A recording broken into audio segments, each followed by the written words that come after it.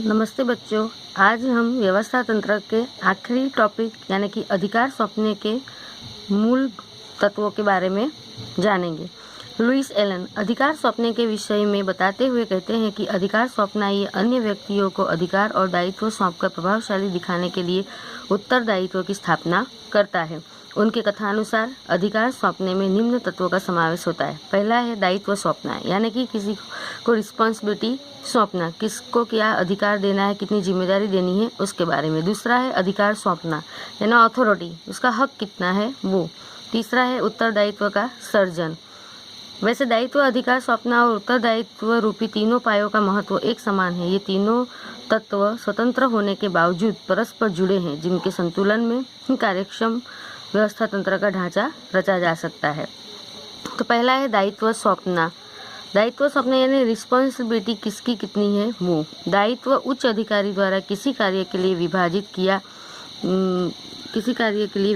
किया गया कर्तव्य है। कोई निश्चित कार्य को पूर्ण करने के लिए यदि कार्य सौंपना आवश्यक हो तो वह दायित्व कहा जाता है। दायित्व के कारण आदेश देने वाले और अधीनस्थ के संबंध स्थापित होते हैं, क्योंकि अधीनस्थ आदेश देने वाले द्वारा सौंपे गए सभी कर्तव्यों का पालन करने वाला, अधीनस्थ यानी कि उसके अंडर में काम करने वाला व्यक्ति, जिसके द्वारा कोई आदेश दिया गया हो, कोई दायित्व जिसे सौंपा गया हो, तो वो अपने अंडर में काम करने वाले व्यक्ति को वो आदेश देता है, तो सभी का वो कर्तव्य का पालन करना उसका हक होता है। जैसे कि अधीनस्थ का हमेशा उसके उच्च अधिकारी के प्रति दायित्व रहेगा ही। अधिकार और दायित्व के विषय में यह स्पष्टता आवश्यक है कि जब किसी कार्य के संबंध में दायित्व बांटा जाए तब उस संबंधी अधिकार उस व्यक्ति को देना आवश्यक होता है। इसके लिए अधिकार अनुसार दायित्व देने के विचार की हिमायत की जाती है। यदि दायित्व के प्रमाण में अधिक अधिकार दिए जाएं तो उसका दुरुपयोग होने की भी संभावना होती है। जैसे किसी का जितना हक होता है, जितने इसकी लिमिट होती है, उससे ज़्यादा अगर उसे हक दे दिया जाए तो उस हक का वो दुरुपयोग कर सकते हैं और सामने वाले व्यक्ति को परेशान कर सकते हैं। इसीलिए जिसकी जितनी हद हो उतना ही उसे हक दिया जाना चाहिए। इसके विपरीत यदि दायित्व के प्रमाण में अल्प अधिकार दिए जाएं तो वह कार्य प्रभावशाली रूप से नहीं हो सकता है। इसीलिए अधिकार और दायित्व के संतुलन द्वारा योग्य और कार्यक्षम व्यवस्था तंत्र की रचना हो सकती है।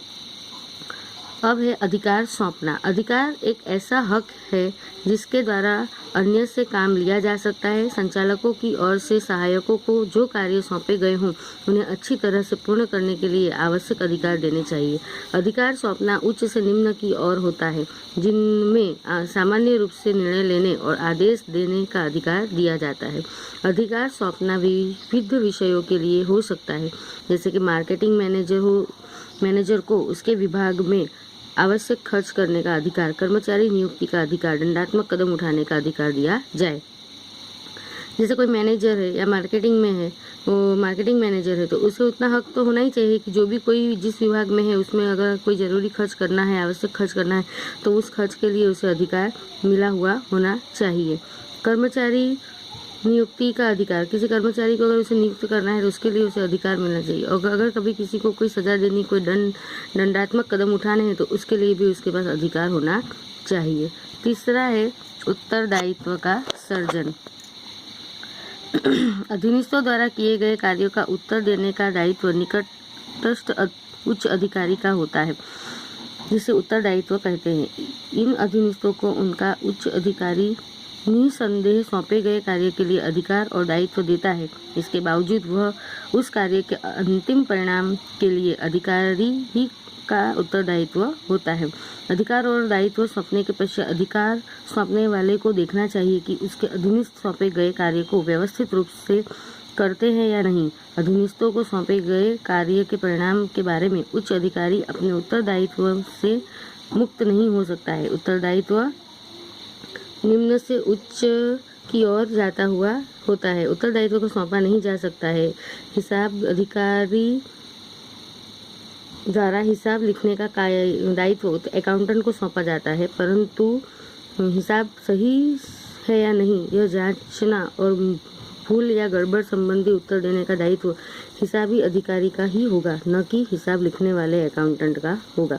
क्योंकि जो हिसाब लिखता है वो अकाउंटेंट को दायित्व सौंपा गया होता है, परंतु हिसाब सही या नहीं वो जांच करने का, वो मूल उसमें भूल या गड़बड़ी है उसका उत्तर देने का दायित्व हिसाबी अधिकारी का होता है, न कि हिसाब लिखने वाले का। तो इस तरीके से अधिकार सौंपने के मूल तत्व होते हैं। तो दायित्व होता है, अधिकार होता है और उत्तरदायित्व होता है। तो यहाँ पे हमारा चौथा चैप्टर व्यवस्था तंत्र समाप्त हो रहा है।